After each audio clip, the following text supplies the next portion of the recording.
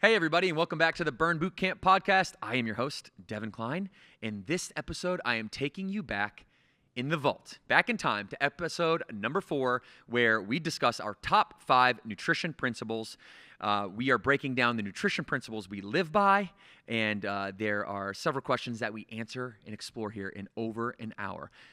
Nutrition is so important, my friends. Train hard, eat clean, recover well, and I'll see you next time on the podcast. Enjoy.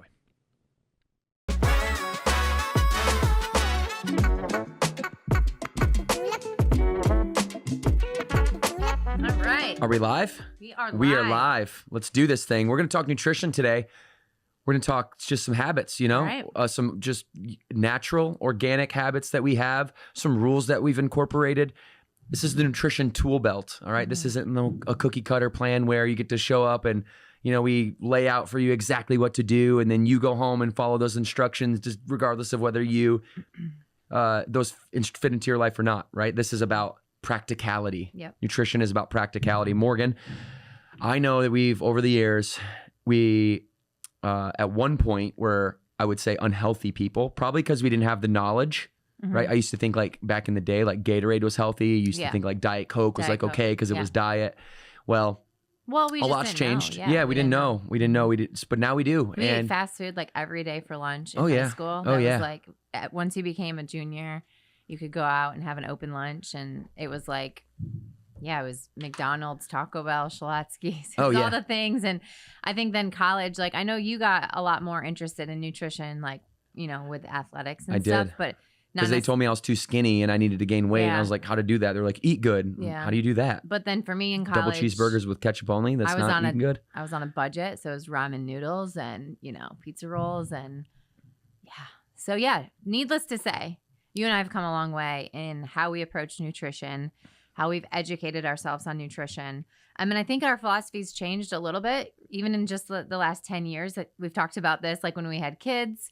I think our philosophy changed a little bit in regards to the reality and practicality of being on a strict regimen or a strict diet, and how that plays into just life. Yeah, it's evolved for sure. We talked about evolution on the 3rd episode, I believe, and how we've evolved. I think that this is just a derivation of that conversation, and let's go deep on what that evolution has looked like. And the cool thing about this is no matter where you're at with your nutrition right now, you can make a change right now with one decision. Yeah. Right. Just a decision to, create a habit, start, acting out that habit and allow and give yourself space for that habit to turn into a ritual. And then you master those rituals when you've then taught other people how to do it. And I think we are at the position right now where I think we live a pretty well balanced nutrition life. And notice we're not using the word diet ever, because diet means,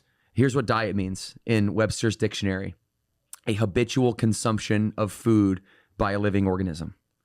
Habitual meaning it is really hard to break that. Habit means it's really, really hard. It's something that you do routinely, naturally. So the actual definition of the word diet is, and by its very nature means that you have a very hard time breaking the patterns that you've developed, and you do that to fuel yourself.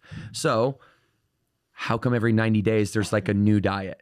There's been 192 mainstream diets since like we can record. 100 like mainstream diets from like Atkins to Mediterranean to. I think I have my reason why. Why do you think people that is? are always Tell out me. there looking to promote the next best thing is because people get excited about something that they think will be a quick fix, right? Right. They think that, okay, well, it worked for this person, so I'm going to do it. Yeah. And people are really good at marketing. They're really good at telling a story about how the diet can help you. And it's an easy button for people to think that they can just follow the plan and get the results. And sometimes they will get the results, but then guess what happens? Yeah. Right? We Temporary. all know that you lose the weight in 90 days, like the diet book that you bought said, or the program that you go on. But then after that 90 days, it's like, what has it taught you? There's no lasting now, change. how right? are you keeping it up? Was it sustainable? Was it something that is now just a new habit for you? Those are the diets that work. If it's something like like I remember when I did paleo. Paleo is not necessarily like a stop and start diet per se. It's just a way to eat. And I know that I'm not paleo anymore, but it taught me a lot about how grains make my body feel. And so I believe in that type of diet out there, or that type of like diet book, right? It's teaching you along the way, and it's getting you to test different things out that work for your body or that don't work for your body. I believe that people should connect food with how they feel. So if you're eating something constantly and you're getting this feeling after you eating it, you need to take a step back and say, maybe this is doing something inside of my body that it shouldn't be doing. And it's yielding this result of me feeling bloated or tired or having skin issues or, X, Y, and Z. Mm-hmm. So I like when people educate. And that's where I think you and I have evolved our philosophy with Burn Even, is how can we educate? We don't want to just give a cookie cutter diet out there. We don't want to just say, eat this, eat this, eat this.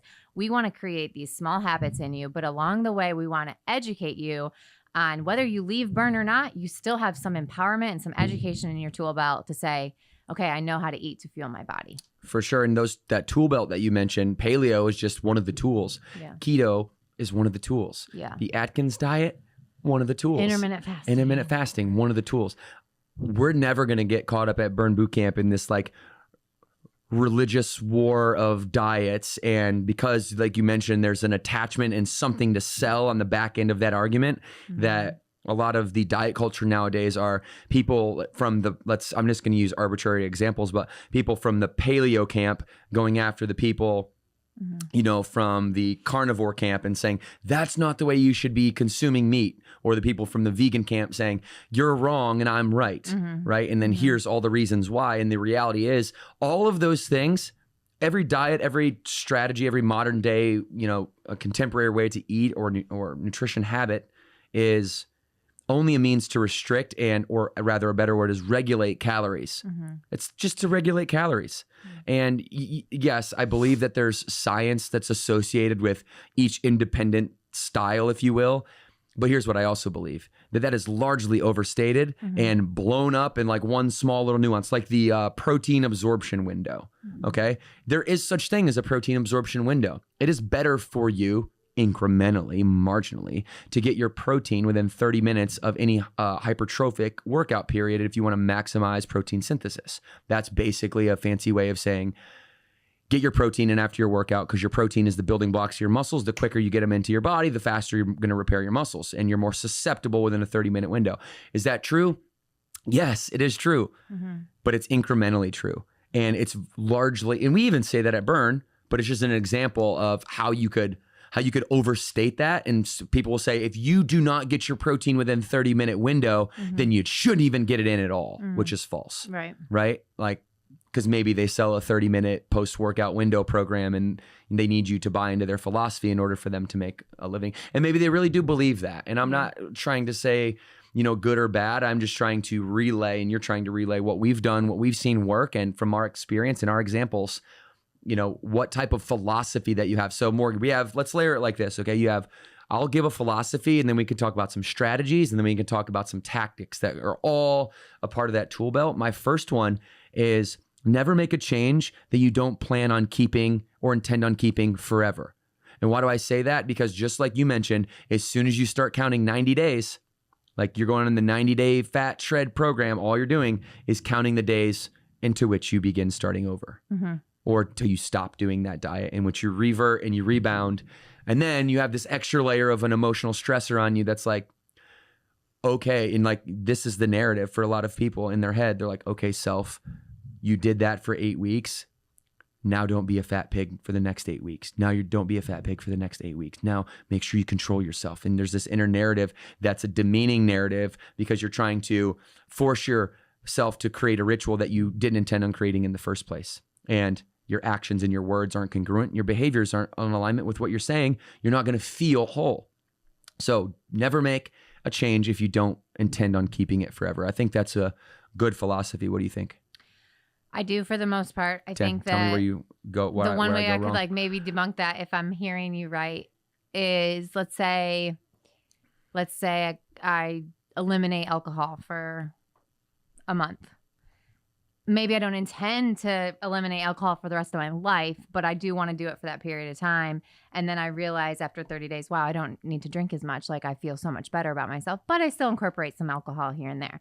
Would that be an example of debunking that theory? Or would you say don't remove alcohol for 30 days because you're going to keep doing it? No, I would say that the strategy or the intended change would be, I'm going to remove alcohol for 30 days to prove to myself that I don't need it every day. And then from there on out, I'm going to drink socially. Gotcha. Right? That is just the intention that you're putting forward and allowing people to think through it. So yes, you are correct verbatim. And I would agree with you verbatim, but there would be like a deeper sense. You'd have to, you have to go deeper with your, I think one problem people have with nutrition, especially, is they think way too short of time frames, right? Like doing good for 3 days in a row. Some members will come up to me and like, DK, I did good for 3 days in a row. And I'm like, okay. Yeah. Celebrate that, but then you got to do more than that. I'm not going to celebrate 3 days because then I'm going to give them false confidence. I'll celebrate 2 weeks. If you go 2 weeks and it's your first time, I'm like, all right, you did 2 weeks and imagine what you can do. Because they had done 3 days in a row many times before, and it's been up and down and up and down. And I don't want to reinforce bad patterns.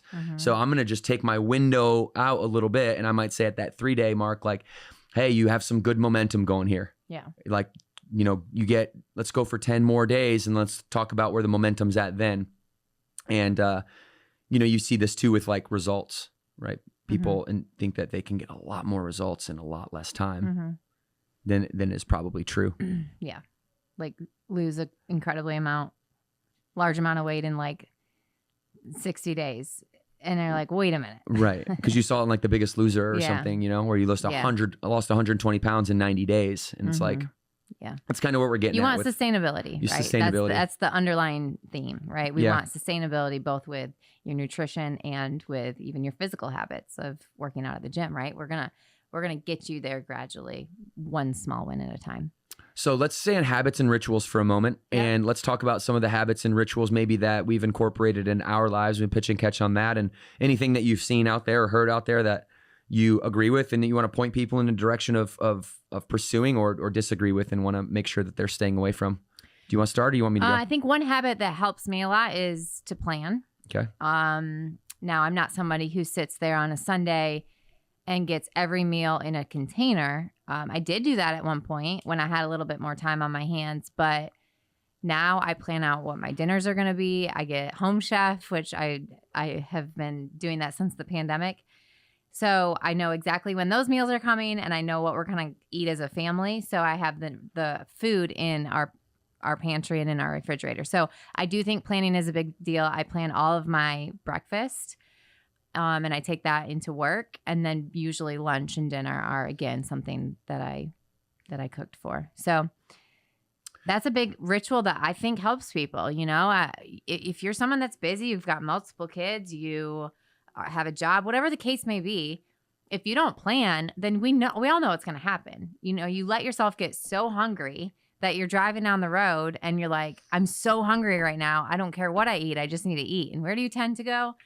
Fast food, right? Or you tend to go into the grocery store and maybe buy something that's incredibly overpriced and not healthy for you. So we all know what happens when you don't plan. And so that is definitely a ritual that I have incorporated over the last 10 years and is one that I think is very important to keep me and our family healthy. Yeah, and you do a fantastic job of that for our family. And you don't necessarily mean, we're going to talk about meal planning in a second, but you don't necessarily mean meal planning, like meal prepping as the traditional sense in what, you might see bodybuilders doing. What you really mean, and correct me if I'm wrong, is just the actual anticipation of the road ahead, right? You're like anticipating your next 2 weeks when you're going to have, and to do that, then you need to have discipline in your schedule. You need to know what's coming.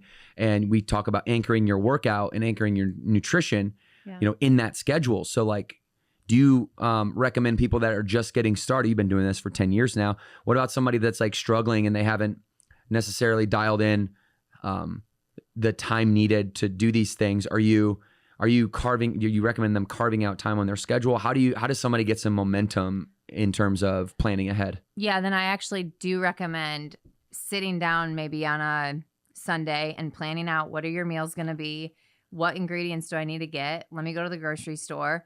What can I prep today? And then what am I going to prep on a Tuesday or a Wednesday so the food is a little bit fresher? Yes, I actually do think you need to go through those motions because you're not going to learn what works for you and what routines work for you unless you've actually sat down and dedicated the time.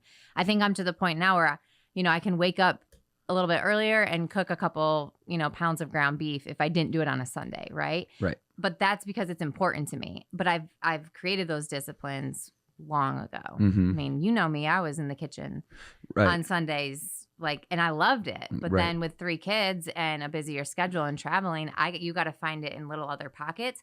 But I think that's harder to do if you haven't built the discipline yet. Yeah, you have to, right? You have to get the knowledge. And the only way to get the knowledge is the actual experience of doing it. Mm-hmm. But I want to steer. So I'm going to talk for just a minute on modern day meal prepping. And I think this is what you're saying in a sense. So the contrast from the old way that we used to do it to now that we have 3 children and 300 plus locations and all that good stuff that's going on in our lives, like how that takes that discretionary time away and that how you can still get to your outcomes. Let's talk practical, right? Like we'll talk back then and then now, okay? So back then, no kids, 24, 25, 26, busy people, but also like we had some discretionary time. It was nothing for us to, go to the grocery store on a Sunday morning, take our time, get all the ingredients, cook it, get back home, cook it all at once. That took 2.5 hours, lay out 37 different canisters, Tupperware. Yeah. I would weigh the food and put it all in. Like that was what we thought we used to needed to do to be healthy. Mm-hmm. And there's an upside and a downside to that. The upside, like you mentioned, is we learned what 42 grams of protein looked like visually in a chicken breast and in, egg whites and, what a cup of rice looked like visually because we saw it so many times. Right. The downside to that is A, we'd throw a lot of food away, and B, it's not practical when you're busy. Yeah. So fast forward to today, what we basically do, what you mentioned, is you said you just brown meat 3 times a week probably. Yeah. And recently I'm a big into elk. It's the superfood animal. I just think they're I heard Joe Rogan one time say that, he's like, have you ever seen an elk run? He goes, they're a super athlete. He's like, why wouldn't you eat a super athlete? I was like, that's a good point. Yeah. He's like, have you ever seen an elk next to a deer or or an elk next to a cow? He's like, why wouldn't you eat that? I was like, good point, Joe Rogan. So now it's like grass-fed beef for me. Yeah. We do organic chicken and elk and eggs. And that's like my rotation of protein. And I'll cook all of those things in advance. You will too, not necessarily me always. I do it sometimes. Yeah. You probably do it the majority of the time. And then we'll just have things ready to go. So like instead of I like rice, white rice, brown rice, jasmine rice, maybe the clean nutrition religious people will come down on me for this, but I'm using the 1-minute rice cups. Yeah. Like you got a little extra little something in there. I don't care. Yeah. Because I don't have 20 minutes to boil rice every time I want rice. And we use the microwave. And I use the microwave. Which I know is also taboo for some people. Well, because they say the BPA in the plastic, I'm not sure of the science or the argument, but here's why I think it's ridiculous. Because then you're going to see those same people in the Burger King drive-thru 3 hours later. And it's like, come on, we need to. You just got to do what works for you. Preaching practicality, right? Like we can't Yeah, we don't have a stove burner here at the office. We can't condemn each other for using the microwave when there's 30 other bad habits that those same people that are saying don't do that have in their lifestyle. So I think it's important. So now more 3 or 4 times a week, you're making the protein. Yeah. And then I make my meals too, my Home Chef meals. Yeah, that's important too. And then we also have places nowadays, like restaurants are popping up like crazy. There's Clean Eats right across the street from us that has decently priced meals. Whole Foods has not decently priced meals. Yeah, I was gonna say. What do you do at the airport? People travel. That's a big thing. I told you this, I think, in a podcast. We did? You can't my egg bites. You're like, Morgan, egg white, they're not healthy. Well, that's going back to the practicality. Yeah. I'll take that for sure. I mean, yeah, the options at words are not coming to my brain. The options in airports are sometimes not the best. So I always find my Starbucks go-to is some egg bites. but I also bring a lot in my backpack, like beef jerky and Mhm. stuff like that. I think we do egg bites on the road a lot. We do Mhm. jerky. I do pistachios. We take our afterburn bars. Take our we stuff afterburn bars. those. Oh, you can hear that crispiness right there. Yeah. These. We got single serve. We got single serve versions of the Protein. powder, and we have 2 powders. The other powder is the plant-based complex. So these definitely help. We take the single serves on the road. Listen, okay, Morg, you felt the feeling of when you're working out really hard, you're putting yourself through demanding workouts, and you're getting above 100 grams of protein versus not getting above 100 grams of protein. Mhm. Do you have a narrative, like how you feel when you're above and below that threshold? I haven't been below it in a very long time, I'll be honest. So the feeling can't come to me of not eating enough protein. That is actually one other habit. I know we were talking about habits. That's a big one that I make sure I get at least 100 grams of protein. And I know intuitively now what that means because I have actually done that work of counting my macros in the past. So protein's a big one for me. I feel better on it. I feel more energized and I'm fuller, right? So I'm not always feeling like I need to eat when I get enough protein in. So we talk a lot about small wins in our nutrition philosophy, right? And how do we teach people to have I wouldn't say a relationship with food. I'm not sure about that phrase yet, because I think it's more of a relationship with yourself, right? Because if you have a solid relationship with yourself and your self-esteem and your attitude, in the inner world we talk about, your attitude, your beliefs, your efforts, they're all lined up, then you don't necessarily view food as something that you battle with because you use it as a means to give you energy to get to the greater thing. I'm still working that out in my head, but we'll use relationship with food for now. And maybe I'll change my opinion later. But your relationship with food is important. And it's like, okay, what does that mean? It means, how do you view food? Are you serving food, or is food serving you?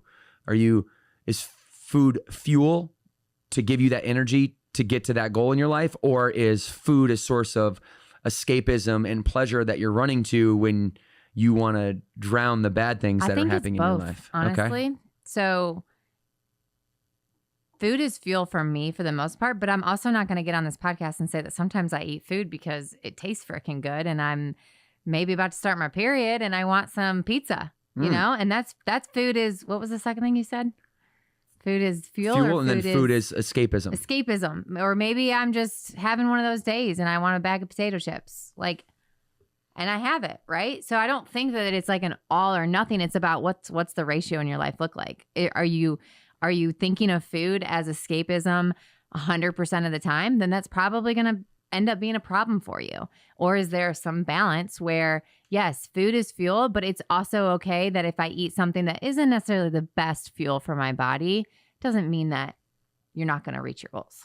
Yeah, for sure. And I totally vibe with that. And I wanted to read just a quick excerpt out of Stop Starting Over, the book that I wrote, because it talks in reference to a lady named Melanie Warner, who wrote the Pandora's Lunchbox. And it says, according to a study done by the radio program Marketplace, 70% of the American diet consists of processed food. So most people it's likely that stat points to most people are using it as escapism, not as means to, I think marginally reduce stress. How does she define processed food? I don't know. Let's keep going.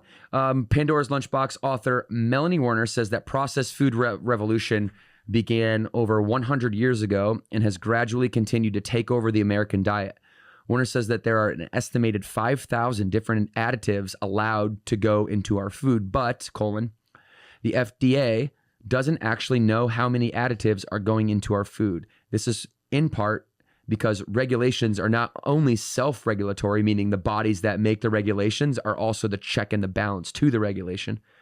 So the food industry is doing the testing, but it's also voluntary. Mm-hmm. The ingredient companies don't actually have to tell the FDA about a new ingredient. If they so choose to, they can simply just launch it into the market. The FDA doesn't know about it, and nobody else really knows about the ingredient. She says, the entire nutritional system is a mess, but you don't have to be a part of it. Just like everything else in life, it's your choice to practice outstanding nutritional habits. It wouldn't be wouldn't it be nice to no longer feel imprisoned by your food? So, and then we go on to say, let's dive into the psychology around nutrition and getting you to eat clean by default. So I think that's part of the knowledge, right? Is just to know that, you know, if that escapism is leading to, I'm not saying maybe eliminate that out of your life, because I do that all the time. I think everybody does that to a certain degree, but it's like when you go there, okay, it's frequency. And you got to manage the frequency. And then it's what are you putting inside of your body when you're going there, right? Because you can go there in a way that's like, you know, not eating 14 bags of Skittles, a whole thing of Lifesaver gummies, and then, you know, 3 shakes from, you know, Chick-fil-A or whatever. You can do like with that true binge is where you just all regard for your health just goes out the window. And, you know, eating that amount of food with those amount of toxic ingredients in it is a large driver of inflammation. Inflammation is a driver of disease. So I just thought that was an interesting part of this because it gives us, like, from a third party perspective, just how much garbage is in our food today and, you know, what eating clean actually means. And, you know, en route to getting 100 grams of protein, how do you get it? Like, how do you get it cleanly? Because you could go get like protein bars that obviously have a bunch of garbage in them, which ours are the anti-garbage protein bar. How do you get your protein like from a clean? How do you source cleanly? I pretty much always have a afterburn protein shake, and then you talked about kind of the meats that we have at the house. So grass-fed beef, I do lean turkey, I do eggs, I do chicken. We'll occasionally make steak. So all the things, you know, all the clean ingredients of like your true protein sources. Does that help? Yeah. So yes, perfect. I don't do a lot of supplements, I guess. Like I'm pretty much one shake a day. And then not even every day I have an afterburn bar. So it's really about convenience, but also balancing it with real whole foods is important to me. So do you feel like we need to build, let's say escapism is with a positive connotation is a way for people to stay healthy, but then an amount of a frequency where they, let's say, are also able to fulfill their social needs and obligations and not feel like they got to be the mom at the baseball game who's eating chicken breast and boiled broccoli out of a, you know, plastic bag, right? How are we building it in? Like you're building that sense of like escapism in, so you can, going back to the first question, you can anticipate the future, and you know on Friday or Saturday or Sunday next week I have this thing, and you know I need to manage my time appropriately. I think that boils down back to like that planning that I talked about, and that core like staple in my week is knowing what does my week look like, what meals do I need to prepare for, and then, you know, I'm a creature of routine, so I do eat very healthy for the most part, but I also know I'm going to have times where I'm going out to dinner or, you know, we're going to a social event and we're going to drink, but I don't drink during the week. You know, it's typically reserved for the special times. Right. So, and I'm good with that. Like that's what balance means for me. Could be different for somebody else. Yeah, I think it's somewhat subjective, but also I gave a good rule in the book. It's called the 12-hour rule. And I personally use this sometimes, not all the time. Like I said, it's a tool, right? You have all these tools in your tool belt that at different moments in time, depending on where you're at and what your goals are. Sometimes I even have the tool of, hey, I need to sprint for 8 weeks because I am to the point now where personally in my fitness journey, my body image doesn't necessarily affect my mental or emotional state, but that's been a long time coming, and it's a long time coming for a lot of people. And I think once you get to that mature state of fitness and that mature state mentally and emotionally, that you're able then to probably do some more like, you know, bound by time type things, like a 30-day sprint, because you want to see like, hey, I'm feeling good mentally, I'm feeling good emotionally, my body's good, I want to challenge, like let me give myself a reason to kick the intensity up in the gym a little bit, because I don't have the danger of completely throwing my hands up in the air after that and going backwards and hardcore in the opposite way. And so I think that's important. And the rendition of that on like a weekly basis is this rule. It's the 12-hour rule. And it says that if you just took 12 hours out of your week, right, and you took 12 consecutive hours out of your week, maybe that be a Friday Friday night into a Saturday morning or something like that, or Yeah. an all day Saturday thing. And you were able to, what I call, modify a healthy diet. That's not necessarily cheating or blowing it out, or, you know, I'm going to go crazy this weekend, because once the calories go into your body, they're going to stay there, right? Like if you put 10,000 calories into your body in a day because you just binge all day long, well, it's going to stay there and it's going to negate, you know, progress for you. And you're going to have a tough time if you are motivated by that type of physical progress. And if you're just motivated by the mental, emotional progress and it doesn't affect you whether you're losing body fat or not, then by all means, this rule isn't for you. It's just it's a tool in your tool belt to say, here's how I regulate my body. Here's how I regulate the composition that I have, in finding that optimal place where my muscle mass and my body fat are in a place where I feel my best, right? We've tried to do the whole, like, get to like 8% body fat. Yeah. I don't feel my best at 8% body fat. Yeah. I feel terrible. Like, I know you talked about you losing your period and you losing like it wasn't sustainable. Motivation. Like you lose a lot of stuff when you get that low, because you're not cognitively clear. So the 12-hour rule, 12 hours consistently, right? You can't go Friday, Saturday, Sunday. Like it can't be the weekend, because the weekend's 42.8% of your week if you took all 3 of those days. You know, you're not going to do great things if you're only executing half the time. So that 12 hours reduces that time where you modify a healthy diet down to like 85% of your week is you know, good, and you're focused and you're on it and you're anticipating that time. That's why people call it a reward or a cheat day, is because like you get to anticipate that time and it feels a little good when you get there, but it doesn't feel good when you get there if you haven't executed throughout the week. So the 12-hour rule, you guys, just another way to keep yourself on track. So you're giving yourself 12 hours to kind of go off the normal. Right. Yeah, so a dinner and a breakfast, or a day, you know, where you're a date day or whatever. We just went to First Watch, our favorite day breakfast spot, and got a whole mess of chocolate chip pancakes. I love them. But then you didn't eat bad for the rest of the 12 hours. So how does the 12 hours work? Well, within 12 hours, that's all I needed. Okay. I just needed my little fix of pancakes with my kids, and you know, us sharing pancakes together, and we bond over that. Like, it's cool. But and you're not doing that every day, or even every week. No.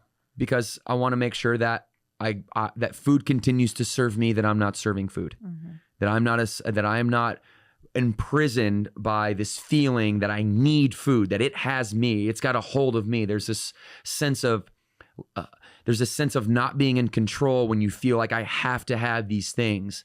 If you choose to eat food that might be considered junk food, well, then you need to know the health implications of that, but you also need to, you know, be able to own that as something that's a habit you're okay with, that's not torturing you mentally or an emotion or from an emotional set. I think to flip that too, something that was a breakthrough for me is not letting food control you, in the sense that you can't have something. That used to be a big thing. Of restriction is a very real thing, and that was probably my biggest problem. I restricted so many things. And so you talk about food not imprisoning you, but I also think you could flip that and say, give yourself permission to eat the foods you want to eat, right? Not obviously it has to be balanced, like you just said, but there's something about your mindset when you're telling yourself that you can't have something. I think it makes you want it more, because you're telling yourself you can't have it, and then you binge on it, right? Because you try to like push off that craving, and then finally you cave, right? And your mindset dips, and you're like, I'm going all in. You eat the whole pizza instead of you could have just had one piece, you know, 3 days ago when you had that craving. Right. So I think there's like, that goes both ways. Don't also let food imprison you to the fact that you feel like you have to completely cut out categories of food or restrict yourself to something because of a rule you have, when in reality, hey, maybe just have that slice of pizza on a Wednesday and get back at it. You know, it's not gonna completely. As soon as you started talking about that and you said the word permission, I'm like, yep, that's it. It's permission, but then it's also versus discipline. So if you have to have the permission and give yourself the permission, but then the discipline to make sure that permission is in alignment with the goals that you set, right? Yeah. And that's just because you can't go crazy and be like, oh, I have permission to eat whatever I want. Well, okay, that's not what we're saying. Right. But it's just that mindset of saying, okay, if my body's really craving something, let me dig into that a little bit more, or find a healthier version of it too, you know? So one small win is 100 grams of protein. Let's talk about this cycle of lasting change, the cycle of how we help people at Burn Boot Camp in our focus meetings implement one tiny small change, and how we encourage them to let that grow. We talked about protein. Somebody that's struggling to get to 100 grams, let's say, because we obviously know that when we sit down with people, they're like, 100 grams of protein, how am I going to do that? Yeah. Right. So let's talk about, maybe you can start with the importance for somebody that's net new to wanting to discover nutrition and educate themselves, is talk about the importance and the philosophy that we have around logging. Yeah. So you don't know what you don't know. And I think that's one of the things I would look at first and foremost. Is I would say, okay, well, what are you eating? If you're first going to tell me that 100 grams isn't possible for you, let's look at what you are eating. And the only way to do that is through logging your food. So I would sit down with a member, and that first meeting, we would 3 to 5 days, I would say, log everything. The good, the bad, the ugly. Don't hide anything from me. I just want to see what you're eating. Then we'd come back to that focus meeting, and I'd take a look and kind of see where their calories were at, see where their protein is at. A lot of the time, you guys, I saw not enough calories, actually. So whether they were being honest with me or not, a lot of the time I see under eating, and that's going to hurt you as well. And then, of course, not enough protein, like 50 grams of protein, 70 grams of protein. So from there, I'm going to find ways to maybe incorporate protein into what they're currently eating, or increase their portion sizes, right? If they are already eating protein, how can we increase the portion size? And then just talk through, what are those tips and tricks? Where do you feel like you are struggling the most? Is it breakfast? Is it lunch? Is it dinner? And then give them solutions. And sometimes that solution is a protein shake, right? If they're kind of already doing those things for their main meals, you don't want to eat, a ton of chicken all the time. I get that. So how can we kind of break it up and give different options? So that would be my approach if I sat down with somebody. 42 grams in a 6-ounce chicken breast. And then you have 23 in an afterburn shake. Let's say you get another 20 from your breakfast and you eat eggs. Okay. Now we're already at 80 grams. And you have an afterburn bar. Now you're at 100, almost at 100 grams. And that right there is the lineup. If you wanted to remove a supplement, you could also add maybe some elk, some bison. You could add 4 ounces of that, and now you're right there. You could also, add plant protein if you wanted to shy away from carnivorous foods. If you want to stay in the plant lane, I have no shame in any of the games. It's all about protein, and yeah, there's different quality of protein, and it can range arguably from higher quality to lower quality. It's subjective for the most part. Again, in alignment with whatever that person wants to push, or it might be overstated. 100 grams of protein is 100 grams of protein. How about we just settle that? And not have a war over what type of protein you should eat. Let's just get it first, right? And then you can go optimize and maximize your types from there if you so feel like it. But 100 grams of protein is that, right? It's just it's understanding, like Morgan has said, understanding your nutrition by looking at the log, and then through that, what do you recommend? We recommend 3 to 30 days. Of logging? Really really understand it to the point where you can now look at something like let's say you can look at a plate of eggs and you can be like, that's about 30 or 40 grams right there.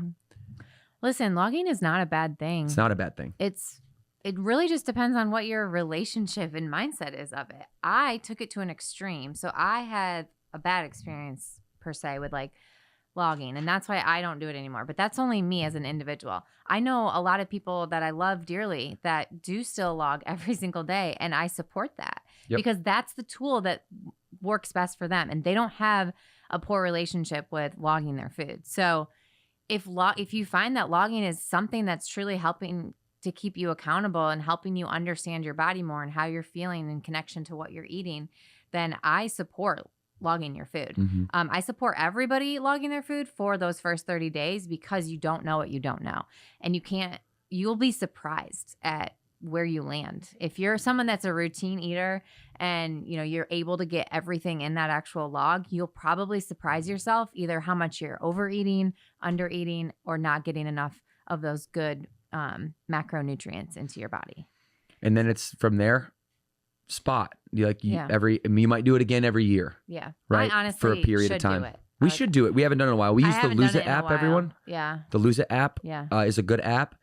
MyFitnessPal is another good app. Yeah. And it basically pulls from the same database of food and does all of the calculations for you. Yeah. Because I even told you the other day, I was like, I feel like I'm eating good. I'm working out, but I'm just not losing like my belly fat that I want to lose. So you're like, you need to log your food. So I just need to do that and just see. Maybe I'm Yeah. not eating enough. You know, Maybe. I mean, that's quite possible for me. I don't do it intentionally, but sometimes I'm busy and probably in a 24-hour day, sometimes I don't get enough calories for what I burn. So And so the cycle of lasting change says 100 grams of protein is a must. You mhm. have to get that in your. I mean, that is how we continue to build our frame, build our muscle, build our structure. And as you build more muscle, your BMR, your basal metabolic rate, goes up because your body's going to require you to burn more energy. And so, therefore, in the long run, the cleaner you eat now, the more you can relax later.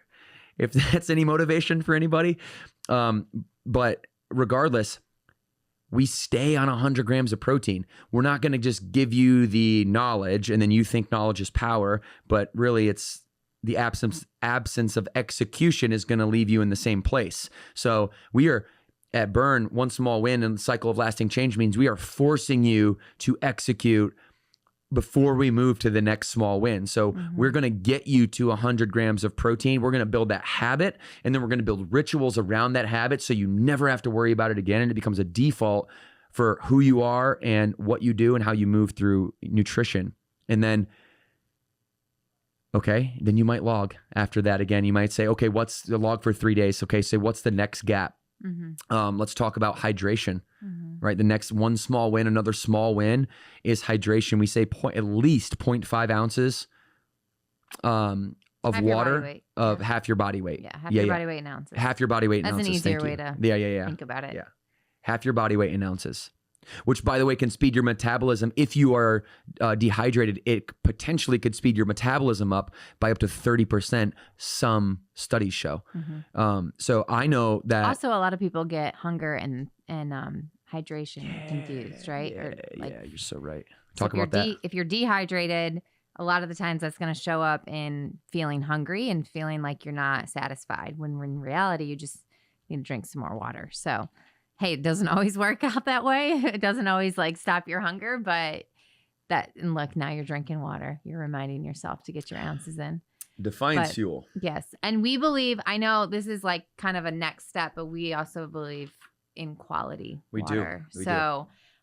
But that's not necessarily where you need to start today. Start today with just getting the quantity in, Right. Which is half your body weight in ounces. So, Okay, some other small wins that we have, Morg. I don't skip meals. That's one of my bigger things too, is don't skip meals. So your body, for you, it's like you're all breakfast every day, all the time. You need that to thrive. I am. So intermittent fasting has never been something that really would work for me, because I need breakfast, lunch, and dinner for two reasons. One, you don't want to know Morgan when she's hungry. Like, you know what I mean. Oh, I do.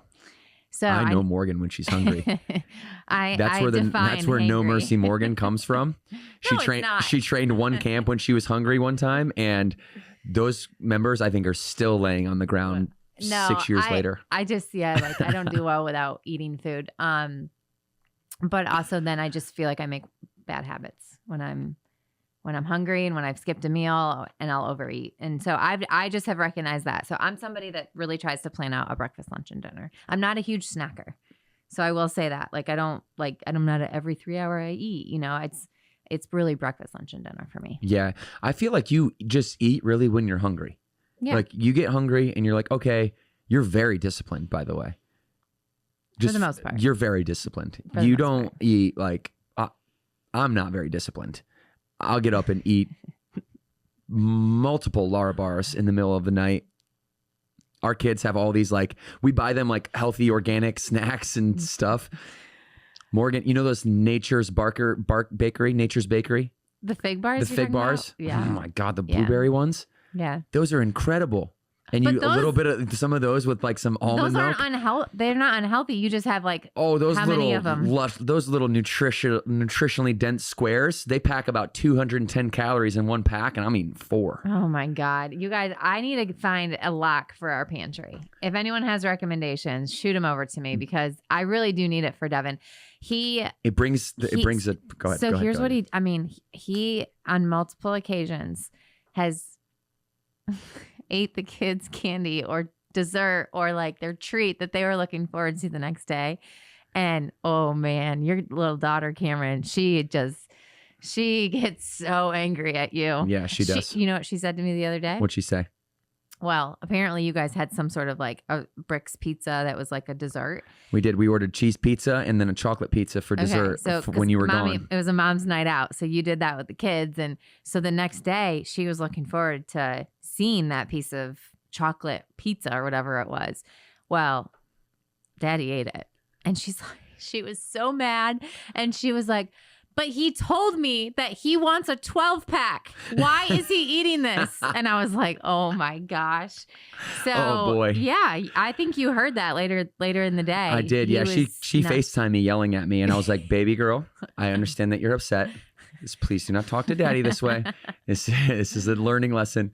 And just to be fair, I promised her that she could take 2 pieces of cheese pizza to school. So she confused the cheese and pizza. that the chocolate pizza was daddy's pizza because I needed it. Well, needless to say, thank you for complimenting my discipline. It's good. It's very good. You just got to tackle this midnight snacking that you have. I'm there. So. I feel like I'm in a pocket right now where I can still have a couple things. Okay, it brings me to my next point. So removal of temptation, the oldest trick in the book, still works today, right? Yeah. Like don't like get rid of these traditional ways that have worked for a lot of people just because we're moving forward in time and we're stacking on more tools. You still got the hammer still works. When was the hammer invented? A long time ago. I have no idea. Still works. Yeah. Just as good. We got power tools that work better in a sense, but this thing right here, this bar, here's what I need from our family. Yeah, but you can't have 4 of those. No. But even if it's healthy. No, but if I ate one of these, 2 of these even, 260 calories. Yeah. And I fast all day. And then I have like protein and rice 3 times within 3 hours, usually. We'll throw in whatever, modify our healthy diet, 12-hour rule, 85% of the time I'm doing that. So you're telling me to order a case of Afterburn bars? Yes, and if I feel like if I ate these, that the macronutrient content would be more conducive to my goals, but fig bars. Yeah, because they don't have protein. All right, we'll test the theory, guys. We'll test the theory. I'll buy a case of Afterburn bars for the house.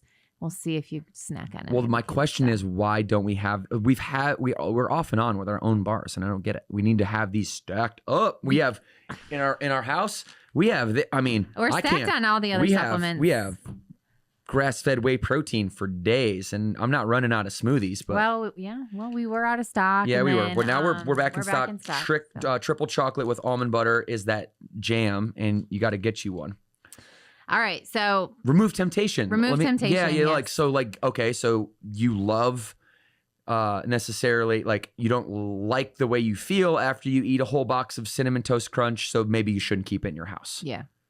When you are going to the grocery store and you walk into Harris Teeter and you walk by every time you go past the donut section and you grab a donut out because you walk by the donut section, maybe you should stop walking by the donut section. Mm-hmm. And when you take that route on the way home and you're used to stopping at that same fast food place because you have your routine and we're habitual and we have rituals, and those rituals drive our experiences of life, and our experiences drive our behaviors, and our behaviors often drive the inner narrative. So if your experience is you go by the same Chick-fil-A every day, you're going to gravitate toward it. If you're used to stopping, you're going to be likely to stop even though you don't want to. Yeah, you're like, I'm not going to go.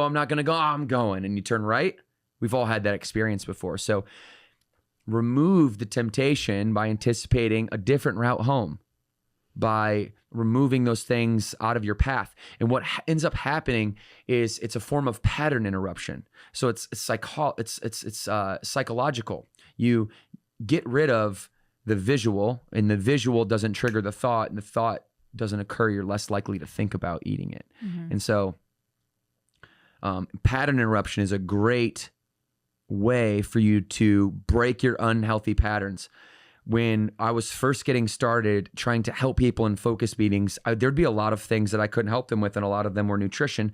And I couldn't understand why people weren't gravitating toward these like nomenclatures that are popular today, like, abs are made in the gym. Well, you want abs, abs are made in the kitchen, not the gym. Well, you want abs, and why aren't you making them in the kitchen? Well, I couldn't help people because all I had were tools or phrases or sayings that I heard from other people that were, those common things that like, I fell off the wagon. Oh, really? What wagon? I don't see a wagon. Because if you have a metaphorical wagon, then there's always something to fall off, which means there's always something to get back on. Kill your wagon. Stop telling yourself that there's this wagon. Mm-hmm. Like if I am, if I am, let's say how some people language, you even hear people say this. I know it sounds offensive and I'm not talking about anybody, but they say, I'm a fat slob. And they'll say that right to me. I'm like, no, you're not. Like I had a gentleman sitting next to me on the plane who's very highly successful health business consultant and for hospitals. And he was, he was just, a former college athlete, played football at Jacksonville State. Now I'm just a fat slob. Now I'm just, this pig and I just eat everything in sight. It's like, dude, you got to break that pattern, right? This pattern of you defining who you are as this person who does these things you're conditioning yourself that you are people like you do things like this. So if you're a fat pig, then of course you're going to go eat like a pig does. And so it's like, I'm not a fat pig. I may have habits that I need to get rid of or abolish that lead me to feeling that way, but that doesn't define who I am. One thing we found out is you will absolutely 100% of the time, your behaviors will be exactly in alignment with the identity that you have for yourself. Tony Robbins says this very well. He says the strongest force in the human psychology is the need to be consistent with how you identify yourself. So you are what you say you are, in a sense. And more importantly, you are what you think you are. Mm-hmm. You are what you think about most often. Mm-hmm. And so when we were first getting started, I was having these people sit down in focus meetings. I couldn't help them with the, it is what it is type pieces of advice, or, don't eat that, eat this, like surface level. I had to study what's called NLP, neuro-linguistic programming. And what this basically says is teach people to break their patterns, teach them to interrupt themselves. If they're going to go sit on the couch and eat Cheetos and drink a gallon of Mountain Dew, well then instead of like teaching them not to do that, maybe you have them before they do that, leave that option on the table. Like you said, we don't want to pull options away. We want to open options up. Don't tell them not to do that. Just have them go walk around their house 5 times and listen to to the one song that puts them in the best state of mind over and over and over and over and over. Eat 15 grapes. And then if they still feel like sitting on the couch, eating Cheetos and drinking a gallon of Mountain Dew, do it. But don't do it without putting forth some type of effort, right? Or some type of discipline. Give yourself the permission to still eat the Cheetos and drink the Mountain Dew, but don't do that without the discipline, like we talked about, of walking around the house 5 times and jamming your tunes, It's going to interrupt your pattern. It's going to give you a chance to slow the game down a little bit and actually think about the decision that you're about to make. It'll give you some time to do that. Is there any way that you ever had interrupted your own patterns, or any way that you've helped members like just break those old habits? Yeah, I mean, I think what you just said, when you're having a craving, eat something. Just eat something, because it's most likely you're hungry. And so eat something in the kitchen that's healthy. And then if you still want that craving, listen to it. I don't have anything new. Okay, good. Last, we're going to wrap up here, but I want to hit 2 things. Let's talk about when we're on vacation, because people are often on vacation, and what happens is they go ham for 1 week straight, and it just wipes out, weeks and weeks or months and months of good progress, because they kind of give themselves that permission and don't balance that with the discipline. So we talked about some travel rules. Mm-hmm. What's your vacation rules? Do you have rules on vacation? Like I've never actually asked you this question before, so I'm curious, like, what's your approach? We're going to Naples next month, right? For 6 days? Yeah. We're going to be living out of a hotel for 6 days. Yep. What are we going to do? I don't have rules, but I know that if I eat every meal that has fried food or just not good for me, I'm not going to feel good. So again, I connect, how is this food going to make me feel? And so I definitely let myself treat myself a lot more on vacation, but I don't blow it out of the water because I know I'll feel like crap. And so there's where we're going specifically as great restaurants, great fish, you know what I mean? So like I look forward to eating that kind of food that's still healthy for me. For sure. 1/3 rule. That's me. One out of every 3 meals when I'm on vacation. I would say that's kind of how I am too. About the same. Yeah. I don't necessarily like think about it as a rule, but I would say that's my pattern is like 1 meal a day, maybe where I'm doing, or one thing a day that's like a treat because I'm on vacation. And I wouldn't normally pick this, but I'm going to because I'm on vacation. Right. Ice cream with the kids, maybe one day, you know, but I balance it still.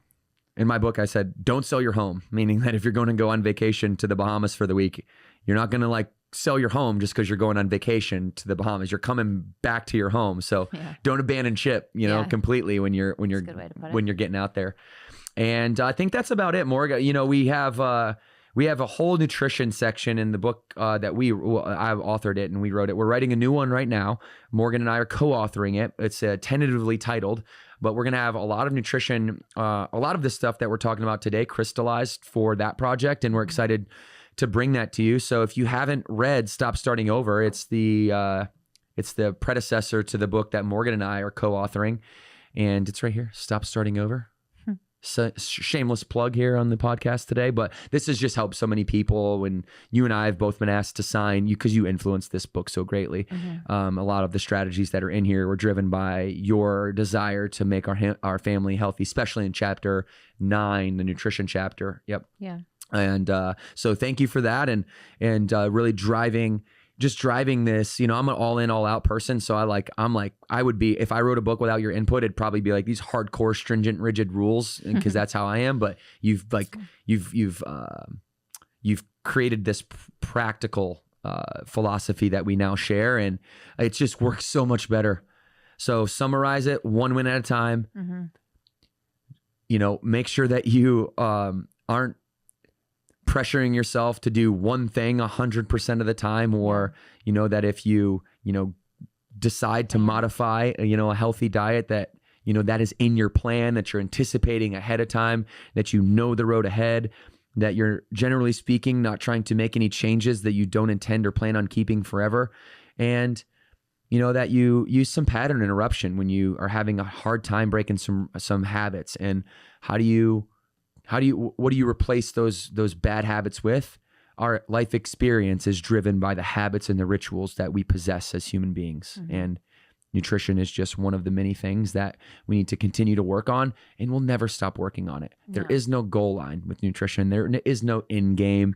It is not a destination. We're not stopping the ship at the ports on the way, you know, to the final destination. It's a continuous battle for maximizing the amount of energy that you can possess inside of your being, inside of yourself, because only then, if you prioritize yourself as number one, only then are you going to be able to prioritize your children, your family, your business, your community. And we both believe deeply in that you should be prioritizing yourself over everyone else in your life. As selfish as that might seem, the byproduct of you having that energy is going to be, you're going to be able to give that and transfer that to everyone else that you care about in your life. Any parting words, Mork? I would say that you're never too far gone, right? Your body is constantly, you know, you're making new cells, right? Like you're constantly able to make changes in your life. So just because you maybe have 100 pounds to lose, don't feel like you're too far gone, right? Like I think there's that expression of just because one tire's flat doesn't mean like, I don't know, all 4 of them are, right? Should burn the car, yeah. Yeah. So like, I guess if you're listening to this and you still feel like it's too much for you, there's always time for you to change your life, change the energy that you feel, learn about food, learn about how food affects your body and how it makes you feel. So just a little bit of words of encouragement. And if you're a member, get that focus meeting, because we teach our trainers exactly this philosophy, this cycle of lasting change, 1 win at a time. They're going to walk you hand in hand right through it. And so if you're a member and you have not gotten yourself into a cadence and a routine for accountability, that's really what our focus meetings are. Schedule one every month. That's going to be your source of anticipation. If you're listening and you're not a member yet, well, then come join us for 7 days. We'll treat you like a member. We'll teach you everything that we know in those 7 days, even if you decide not to join, because our job is to help create confidence in you. And knowledge is one of those empowering things that if you get it, now you know what to do, and then it's on you and in your trainer to help execute one day at a time, one small step at a time. Don't try to climb the mountain in one day or swallow the whale whole. Bite off one piece at a time, take one step up the mountain at a time, and subscribe to the podcast because, we're having fun. We're on fire. We're going to start doing some interviews and with our friends like we mentioned. So stay tuned. Thank you guys. Morgan, take us out. All right. 2 claps on 2. 1, 2.